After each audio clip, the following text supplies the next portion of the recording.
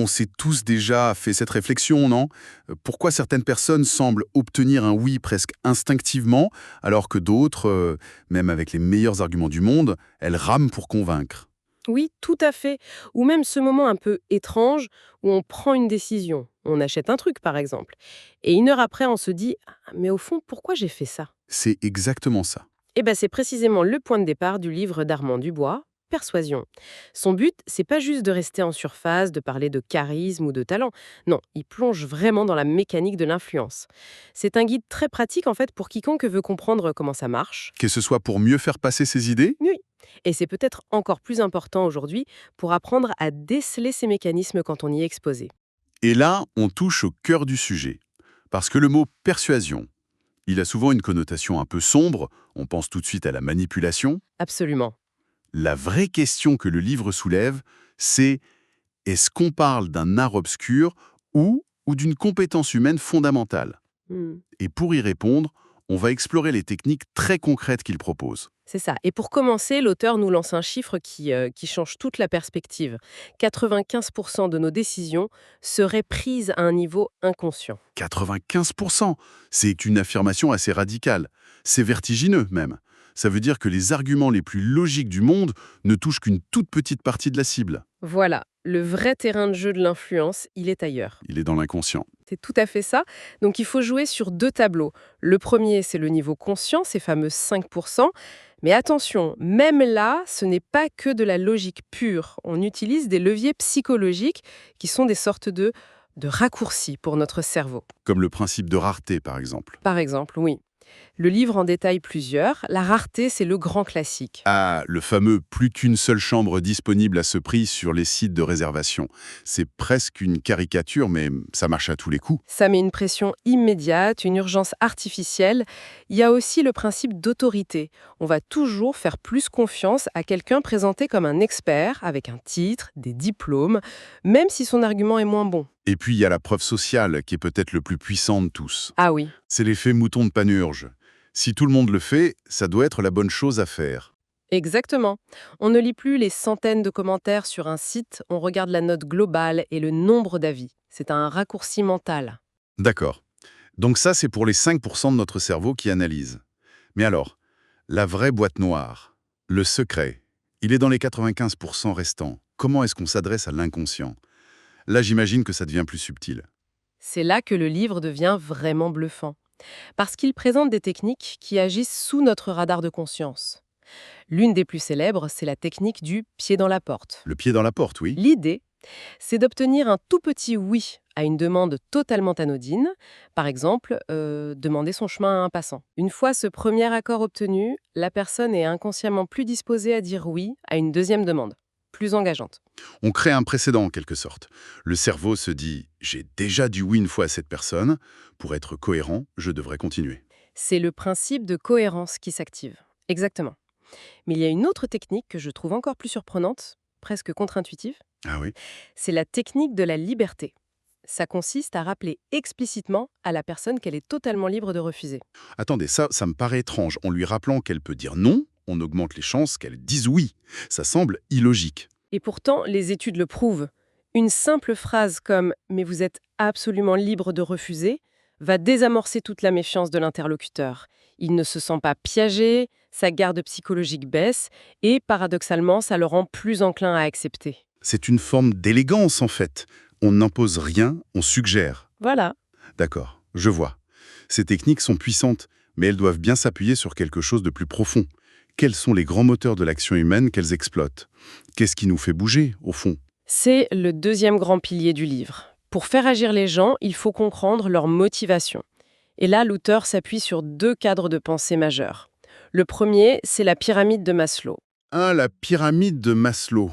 On l'a tous vu en cours de marketing ou de psycho, mais c'est une théorie qui date un peu, qui est pas mal critiquée pour sa rigidité.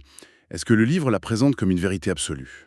C'est une très bonne question. Non, pas du tout comme une loi d'airain, plutôt comme une carte routière des besoins. L'idée, c'est de comprendre que si on s'adresse aux besoins d'accomplissement de soi de quelqu'un alors que son besoin de sécurité n'est pas rempli, Le message tombe à plat. complètement. C'est un outil de diagnostic pour savoir sur quelle corde sensible jouer. C'est un cadre de référence donc. Mais j'imagine qu'il propose des outils plus concrets, plus applicables. Oui, et c'est là qu'il introduit les travaux de Robert Cialdini, qui est la référence mondiale sur le sujet. Ces 6 principes, qui sont devenus 7 maintenant, sont des leviers ultra pratiques. D'accord. Le premier, la réciprocité. On a un besoin presque viscéral de rendre ce qu'on nous a donné. C'est pour ça qu'un échantillon gratuit est si efficace, on se sent redevable. On se sent obligé de rembourser, oui. Après, il y a la sympathie, j'imagine. On dit plus facilement oui à quelqu'un qu'on apprécie. C'est l'effet de halo. Une personne qu'on trouve séduisante ou charmante sera inconsciemment perçue comme plus compétente ou plus honnête. C'est un biais cognitif énorme. Et il y a aussi l'engagement et la cohérence, dont on parlait avec le pied dans la porte. Exactement. Une fois qu'on a fait un petit pas dans une direction, on a tendance à y rester pour ne pas se contredire. Et le livre mentionne un 7e principe qui serait plus récent. Oui, Cialdini a ajouté plus tard le principe de l'unité. C'est l'idée qu'on est massivement plus influencé par quelqu'un avec qui on partage une identité commune. La nationalité, des valeurs communes, mais aussi des choses plus triviales comme supporter la même équipe de foot. Ah oui, le sentiment de « il est comme moi, il fait partie de mon clan ». C'est ça. Et ça court-circuite presque toutes les défenses rationnelles. Ce qui est fascinant, c'est d'imaginer la combinaison de tout ça. Si on utilise le pied dans la porte sur quelqu'un avec qui on vient de créer ce sentiment d'unité, L'effet doit être décuplé. absolument, on entre dans une stratégie d'influence très sophistiquée. Et tout ça est orchestré par un élément qui domine tous les autres, l'émotion. C'est le vrai chef d'orchestre. C'est une idée qu'on entend souvent, hein. La logique convainc, mais l'émotion fait agir. Mais pourquoi ? Pourquoi notre cerveau est câblé comme ça ? Parce que l'émotion est un signal beaucoup plus ancien et plus puissant que la logique. C'est un mécanisme de survie. Le livre insiste sur une idée clé. Il faut se vendre soi-même avant de vendre son produit. En d'autres termes, créer une connexion émotionnelle avant de dérouler ses arguments. Voilà. Si la personne en face ne ressent rien de positif, vos arguments, aussi brillants soient-ils, ne passeront pas. Et comment on fait, concrètement? On ne peut pas juste décider d'être émouvant. Non, bien sûr. Le livre suggère de se focaliser sur 4 grandes émotions primaires. Le bonheur, la tristesse, la colère et la surprise. Pour commencer, le bonheur est la plus accessible. Prenez le slogan de Nike, Just Do It. Il ne décrit pas la technologie des chaussures. Non, il vend une émotion pure, le courage, le dépassement de soi, la fierté. On n'achète pas des chaussures, on achète une version idéalisée de soi-même. On achète la promesse d'une émotion. C'est vrai. Mais pour transmettre une émotion comme l'enthousiasme, il faut déjà la ressentir soi-même. Et on n'est pas toujours au top avant une présentation importante. Le livre donne une technique pour gérer ça. Oui, et c'est une technique très concrète, issue de la PNL, la programmation neuro-linguistique. C'est l'ancrage. L'ancrage. C'est un moyen de prendre le contrôle de son état émotionnel.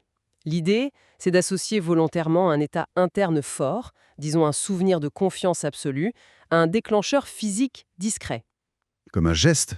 Ça peut être le fait de presser son pouce et son index d'une certaine manière, ou de se toucher le lobe de l'oreille. C'est un peu comme un interrupteur, en fait. C'est exactement ça.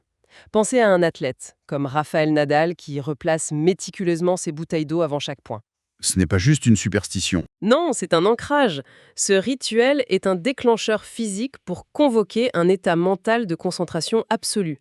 Le livre propose de faire pareil. En répétant l'association, le geste finit par déclencher l'émotion à la demande. On ne subit plus son humeur, on la pilote. Je commence à voir comment toutes les pièces du puzzle s'assemblent.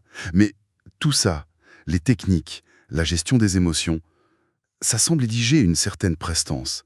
Le livre aborde ce que l'auteur appelle le magnétisme personnel. Oui, et c'est un point fondamental. Il le définit non pas comme une question de beauté physique, mais comme une énergie, une aura. C'est un mélange de grande confiance en soi, de positivité et d'un trait très important, ne pas rechercher l'approbation des autres. C'est ce détachement qui, paradoxalement, attire les autres. Exactement.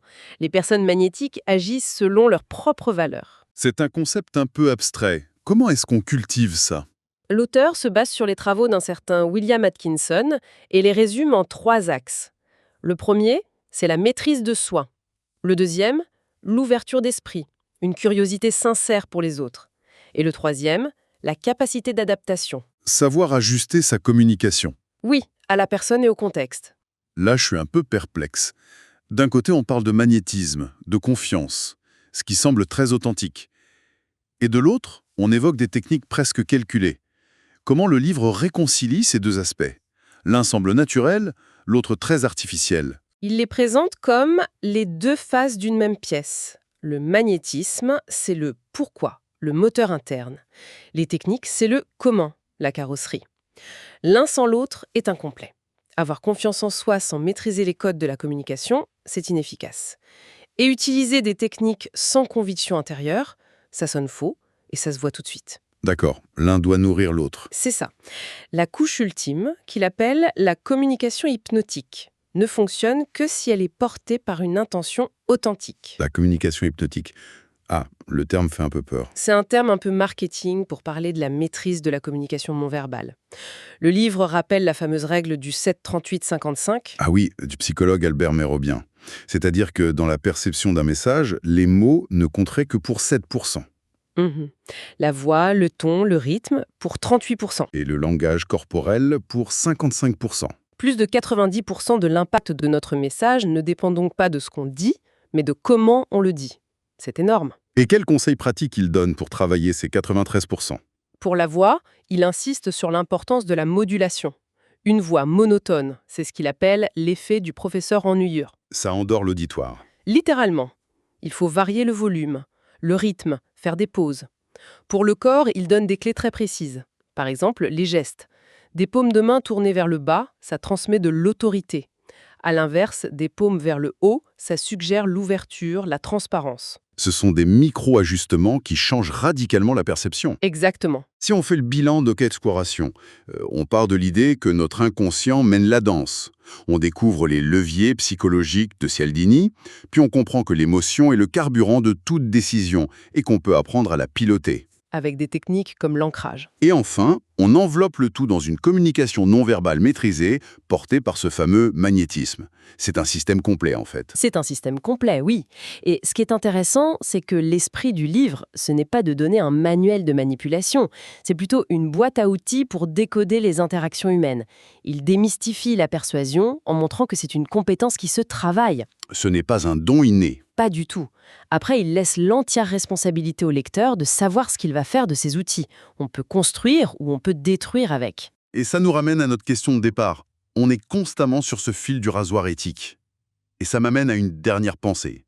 Le livre détaille de nombreuses techniques pour influencer les autres. Mais la leçon la plus puissante, n'est-ce pas finalement d'apprendre à reconnaître quand ces techniques sont utilisées sur nous? Dans un monde saturé de messages, la compétence ultime en persuasion serait-elle en fait la conscience de soi?